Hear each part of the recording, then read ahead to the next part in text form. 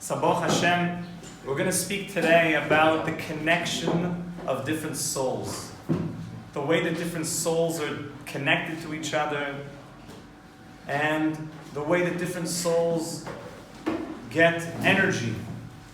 Because don't think that souls are like this separate situation, like there's a soul over here, and there's another soul over there, and they're not really connected. Souls are very deeply connected. And we're going to talk a little bit today how that works. And it looks, we might finish Reish Pei Beis today. It might take us one more day, but then we will have seen the entirety. We never really see it to its final degree because Rav Nachman there's so much Kabbalah here, there's so much depth in what he's really talking about.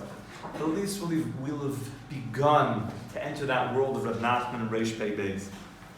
So right towards the end, the last few 30 lines, Vida, you should know, Shekol tzadikim shebedor, that all the tzadikim, all the righteous people in every generation, Kol echad ve'echad, hu bechinas roya, like we mentioned last time, they're all like a shepherd.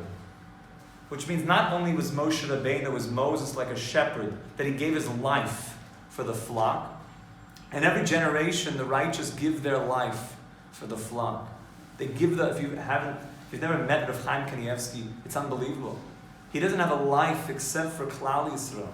He meets it's different now, but thousands of people. His home is not even, you meet him basically like in his bedroom. And the home is like a Rishus Rabbin. They said by the Brisker Rav that his house was like a Rishus Rabbin. They had notice boards in his house, people who needed anyone needed, we found shoes, or we found, could you imagine someone coming into your your dining room in 5 towns, and there was notice boards for the community. Babysitter wanted, looking for a room to rent, all sorts of, Joe's Pizza Shop puts up his stuff on this is my dining room, what are you putting up your flyers for? By the Brisker Rav, it was mamish, by Reb Chaim Brisk. His house, they say the Rishus Rabbin, public domain, has some rules. By Chaim Brisker's house, there was no rule. There was no rules. It was less than Rishus Rabbin. People just lived there. They stayed there. The tzaddikim give their life to the community. And in many ways, the more that we start giving of ourselves to other people, the bigger we become. That's the idea of the shepherd. The shepherd lives for his flock. Is it also to see? So like we mentioned, that's the chazan. The chazan, we gather all the nekudas teifus, all the good points. He's able to see the good in every single person. That's why a person who can see the good in everybody, he should be davening for the Amud. If you can see the good in the entire congregation, so what are you essentially doing? You're pulling all that good and you're unifying it and sending it all up in one beautiful symphony to Hashem. It's a beautiful thing. You see the good of the community, and that's the collective prayer that you're offering to Hashem. That's the chazan who sees. Chazan comes from the chazon, prophecy. Ki b'kol echad ve'echad yesh boi b'chinas Moshe.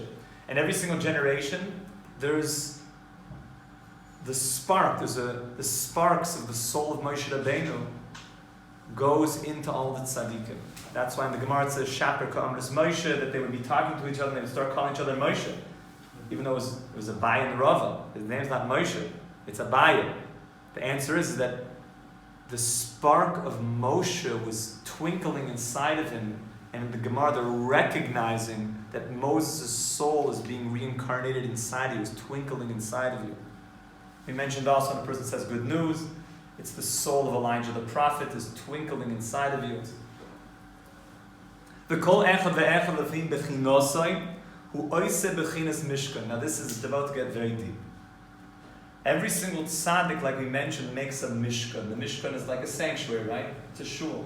Who made the first mishkan? Moshe. How did he make the mishkan? What did he collect from Klal Yisrael? The shkalim, but he also connected gold and silver and turquoise and all of the wonderful crimson and beautiful items, valuable items. So in the Kabbalah Sfarim it says that those items represent the good points of Klal Yisrael, that Moshe Rabbeinu said, we're making a shul, we're making a mishkan, so all the good was, and that Moshe Rabbeinu only saw the good in Klal Yisrael, that's why he was davening for everybody, even after the Chet Egel. Could you imagine somebody davening for you, even after you messed up royally? Like the worst mess up ever? And you have, like Rav Rossman, he's just like davening for you. Wow, you're so great, you're so amazing. You just messed up. And that's what you did. That's not who you are. That's what you did. It's not what you are. So Moshe Rabbeinu is gathering all the good points, gathering them together. That's represented, that's given in physicality by the items that made up the sanctuary, that they all threw at Moshe. It means the good points were attracted to Moshe. Moshe took all those good points and made a sanctuary. Literally, spiritually, he made a sanctuary, but spiritually means he gathered all the good of the Jewish people and he fashioned this resting place built by the very good inside of everyone that he saw. And that will be a place for every generation that Hashem will come and rest in that place. Where does Hashem come to rest? He comes to rest in the place where all the good points are being gathered together. And Hashem comes to dwell in that place. Now that Rebbe is saying in every single generation, Tzaddikim, the righteous, because what are the righteous always doing? Finding the good points. They're attracting all the good of their community, the people that they see. They're building these sanctuaries. And then Hashem can come and dwell in these sanctuaries. Umisham, now this is where it gets, now we're starting to really pick up some steam here. Umisham, and from that place, the tinoikus, the children, or makabel hevel piyam kanir laham. Remember we mentioned that where do the children, the school children, your 4-year-old, 5-year-old, that's learning in Cheder, 6-year-old, and they're just singing the words of Torah, where do they get the energy to be able to say Torah from? We said they get their energy from the Mishkan, from the Shul. They originally got it from Moshe. After the Torah finishes Shmois, the Mishkan comes up, the sanctuary is erected, and then, what's the first parsha after the end of Sefer Shmois? Vayikra. That's where the children practically start learning Torah from. Because once the Mishkan is done, all the good points of Klal Yisrael have been gathered together. Now Hashem dwells there. The children, the little pure school children, now have a voice to start saying Torah, which means the children get their voice. And it says the whole world is held up by the children, the pure school children just saying Torah. And therefore, where do the pure school children get their voice from? From the tzaddik who finds all the good points. And from all the good points, he puts together a mishkan. He makes a sanctuary. Hashem comes to dwell in that sanctuary. From that place, that voice, they get their ability to say Torah. That's Vayikra, with the little Aleph Ze'ir, which means teach the young. Says Reb Nachman, V'kol echel lefi bechinasai. And every tzaddik, this is getting even another step deeper, every tzaddik, every righteous person, according to his soul root. Meaning every tzaddik sees certain good points in different people. Every tzaddik has people that he's connected to and has different things that he sees special for him. That's what it means as bechina. Lefi bechinas mishkan shu'aisa. And he will construct a sanctuary based on the good points that he sees in the Jewish people. Every tzaddik has a certain way of seeing different things. In the same way that you meet somebody, he sees these good points in you, somebody else sees these good points in you. If we were to go around the room right now, and every person would say, tell me one good thing you see about the other person. We do a little game in my house on Shabbos with my kids. Between the fish and the fleishiks on Shabbos day, so we give out grape juice l'chaims. Grape juice l'chaims. If people join us, they're allowed to have single malt as well. You don't have to have grape juice. The kids have grape juice or some microbrew. We don't give out large amounts because drinking is not such a Yiddish thing to do. But a little, Macallan's 50, a little bit, counts 30, Macallan's 18, whatever's around. We give out something nice, but little amounts. Because Yidden don't drink. That's not a contrary to popular belief. We don't believe in just like getting wasted. And even Purim is not about getting wasted. It's not a Yiddish thing. We just found out last week when Noach got wasted, didn't end well. Not a good idea. We find time and time again that drinking excessively is a major problem. But it's not my time to rant about the problems of drinking excessively. But the idea is that between the fish and the flesh, you have a little l'chaim, something nice, something good quality stuff. So, what do? We go around, and each person says about one person something nice about them that they did that week, or just something nice about them. So we say, the simcha, he helped his sister she was sad, and he got her her bottle and cheered her up. And then the other one goes, you the simcha, he helped Ima clean up. There was stuff that was all messy, and he helped clean. Even though, why don't we all say the same thing? Because we're all seeing different points of good. And so too it is with all the tzaddikim. They all see different shades, different points of good. Each one sees those points of good in the other person. And each tzaddik, each righteous person, builds this spiritual sanctuary that's constructed from the very good that he sees in the people around him. That's what it means that each one has a sanctuary that's built from the good that he sees. Now Moshe was the ultimate because he was able to see all the good. He saw all the good that ever could be. That was Moshe's amazing thing. Every tzaddik has a spark of Moshe to see good. But each tzaddik in every generation builds a certain sanctuary. That's why certain people feel like very close to go to Rav Zucker's shul, because he's pulling all this good. And other people come to Itchy Meyer's shul, and other people come to the tzaddik over here, and other people come to the tzaddik over there. And they all build their shul based on the good. And the people feel drawn to them because they feel close to the way that tzaddik sees that good. Then there's going to be an ultimate tzaddik who's going to see all the good again. You know what that is? Mashiach. He's going to see all the good of the entire Jewish people and make a massive sanctuary based on all the good of all the Jewish people and all of humanity. And you know what that ultimate sanctuary is called? The Beis HaMikdash. The Beis HaMikdash. He's going to build the Beis HaMikdash. That's going to be the final Mishkan. And by the way, that final Mishkan, you know how long it's going to stand for? Forever. The third Beis HaMikdash is never destroyed. Ever. You know how long ever is? A long time. If you guys are ready for ever, it's coming to a life near you. So get ready for it. To all of our friends who are, starting to learn and starting to get involved in Torah, should realize ever is going to, eventually ever catches up with you, and you can't avoid it. So it's kedai to, get going now, get involved in the ever train, in the ever movement. And Mashiach is going to build that forever Beis HaMikdash, based on all the good. He's going to be what's called the Tzaddik HaKoilel, the Tzaddik that includes all the Tzaddikim. That's why everyone's going to find expression in Mashiach. And everyone's going to agree, probably the greatest miracle of all time, the entire Jewish people are going to believe in one thing. Even the Republicans and the Democrats are going to agree on the same thing. Could you imagine such a miracle? And they're all going to say, well, it's coming to a life near you. They're all going to say, this is Mashiach. Mamish.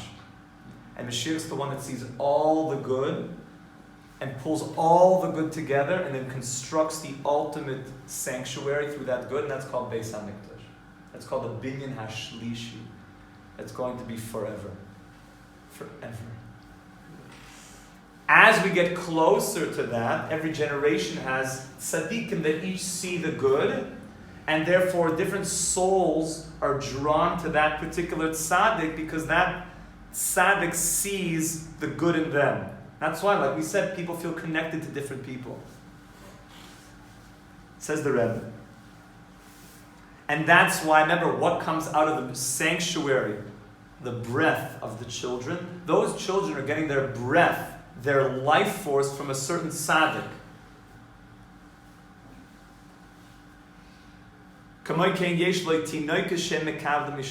There's certain groups of souls that draw their life force from those particular righteous people. nimtza, and therefore it comes out, says the Rebbe, sheyesh l'kol echad ve'echad, that there is to every single person, mit tzadikei ador sachtin, for all of the tzadikim, all the righteous, sachtin noikis, a large number of children, a large number of souls, shehein mekablim hevel piyam mimenu. Because there's only a certain amount of big tzaddikim that are building these sanctuaries, but there's a lot of children, there's a lot of souls that have to say Torah.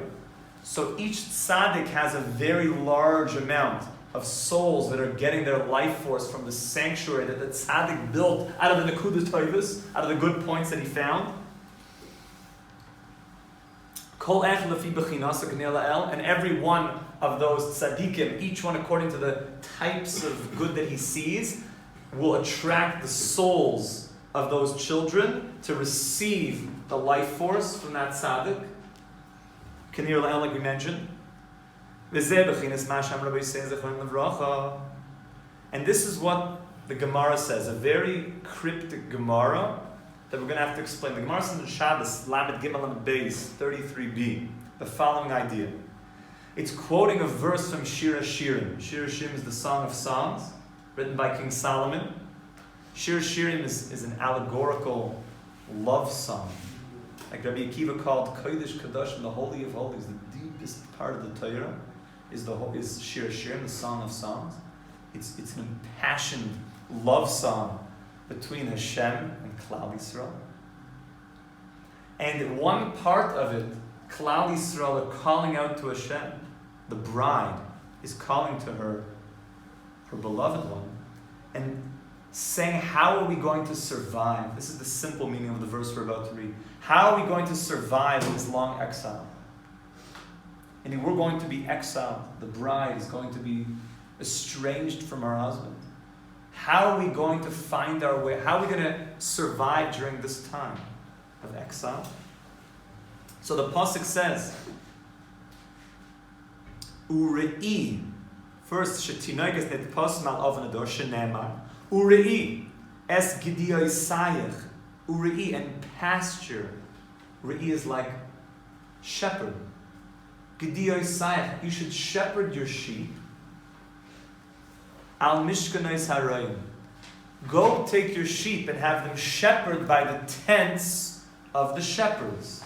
Meaning, the sheep have gone far away. What's the best way to bring them back? Go bring them back to the tents of where the shepherds hang out. Go find them and bring them back.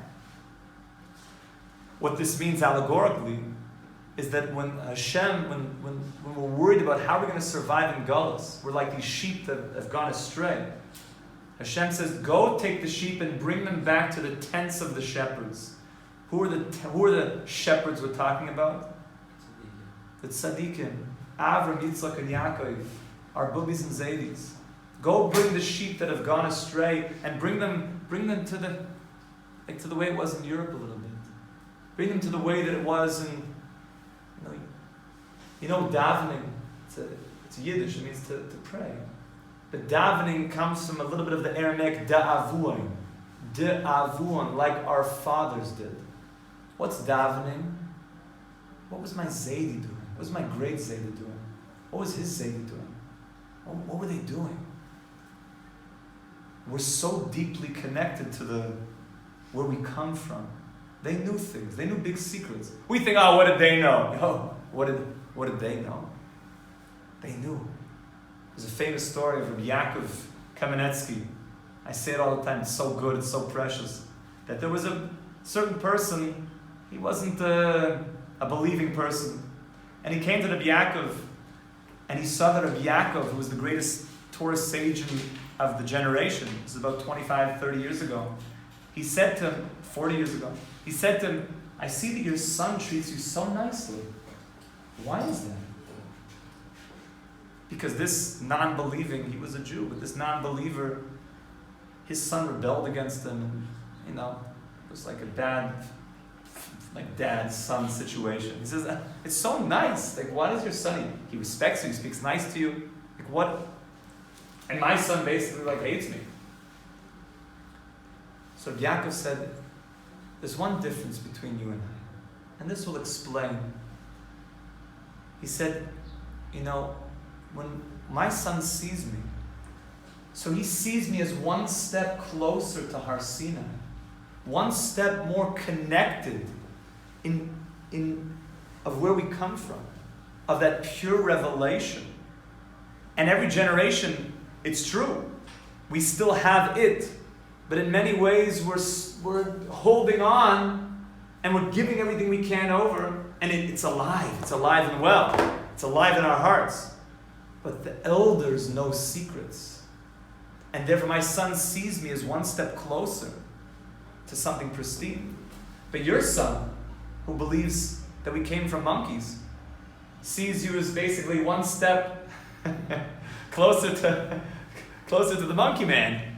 So he's the man. You're like a monkey man to him. Dad, what do you know, Dad? You're a monkey man. I'm the evolution. I've become enlightened compared to you. That's why he doesn't respect you. It's gewaldig. Gewaldig. The whole world is tearing down statues as if we don't come from anything. There's no hemsheichiyus. But we know the secret, that we come from somewhere. So that's the simple meaning of Shir Shir. That's the simple meaning. You want to, in the long gullus, to be able to be strong. And now the world is so mixed up. You want people not to feel lost anymore? Reattach them to the elders. I used to spend a lot of time in my summers working in, called Baycrest, a geriatric. I used to volunteer with geriatrics just to go in an old folks' home and spend time, schmooze, have them turn off their CNN for a few minutes and just have a talk. Just hanging out with the elders is very, very powerful. They know things. They've seen things. The Torah says you should even stand up for an elder even if he's not a Torah scholar. What do you mean? I thought you only stand up for a Torah scholar for the Torah that's inside of it. No. Even an elder that doesn't even have any Torah. Because he's seen things. There's certain things that he knows. In our generation, we say, forget it, let's just block them away. What do they know? They're closer to the apes. No. If you want to survive, you have to take the sheep to the tents of the ancestors, of the shepherds. That's the simple meaning. Now I'm going to tell you how Reb Nachman learns this pasuk. Okay? Says Reb Nachman. The Gemara says a very deep thing. The Gemara says that if a calamity comes to a generation, oftentimes Hashem Yirachim, Hashem will take the righteous from us because the righteous are somehow responsible that they weren't able to see all the good points in the generation. And therefore, if they're not able to see all the good points and give life to the generation by seeing the good, the righteous are taken. But what if there's no righteous, so to speak? Then the Gemara says that the children are taken. The children. This is what the Gemara says. Sometimes the children are taken, they're pure. They're totally pure, like a korban. And because we believe in more than one life, and life after death, we know that taken doesn't mean like that's the end of the story. There's a much longer story here. This world is just one world in the long story, going into eternity and the world to come. But it means that the children sometimes are taken. Now what's the connection? Because the children, where did they get their life force from? From the tzaddikim. So if there's no tzaddik to build the sanctuary that the child gets his breath from, so then there's no tzaddik, then the child has to be taken because he doesn't have any breath. There's nothing there. The tzaddik's not there to give him a sanctuary. He doesn't have breath. He doesn't have breath. And they read it into the pasuk. It's a bit technical, so just pay attention for 30 seconds, and if you get this, you'll get the drush of the Gemara. Says Rabbeinu, he's quoting the Gemara. Shetinoikas nitpasim al avanador shenemar ureiyas gediyai sayich al mishkanais haroyim shemis mashkenin al haroyim. Mishkanais means tents, but mashkoin, anyone know what that word means? Mashkoin, same letters, means collateral. When you take some money from somebody, he says, give me some collateral, I want to hold on to something. some collateral, buddy, is to make sure that, I'm going to get my stuff back. Sometimes, but the collateral goes back. Sometimes the children, when it says that you should take them to the mashka, the mishkan, the tents, it means the children sometimes are taken as a mashkon. Sometimes the children are taken as collateral for the tzaddikim who aren't there. V'zeu al mishkanois haroyim shehein mikablim hevel piyim meduchinas mehamishkanois shel haroyim, because the children get their life force from the tents, from the mishkan of the tzaddik, and if the tzaddik is not giving that mishkan, not giving the life force to the children, to those souls, then the children are not taken. There's no mishkan, so the children are taken as a mashkoin, al haroyim, because the tzaddikim were not seeing all the good. The hainish tzaddikim shebedor, shekol echad oisa mishkan, because the tzaddikim are always making a mishkan, but if not making a mishkan, and sometimes chas v'shalom the children are taken as a mashkoin. But when the tzaddik is making the mishkan, he's building the mishkan. How does he build the mishkan? From all the toiv and klal Yisrael, always seeing the good. He's building this mishkan. So then what do the children have? Everything. The door is held up high because all the good is being seen. The sanctuary is built, and the children are getting their life force from that mishkan, and therefore the mishkan doesn't have to become a mashkan, and the children don't have to be taken. Rabbeinu is going to tell us one more Gemara tomorrow. B'ezrat Hashem, Hodel Hashem ki tov, we get to learn such beautiful Torahs. Yasher koyach, have a wonderful day.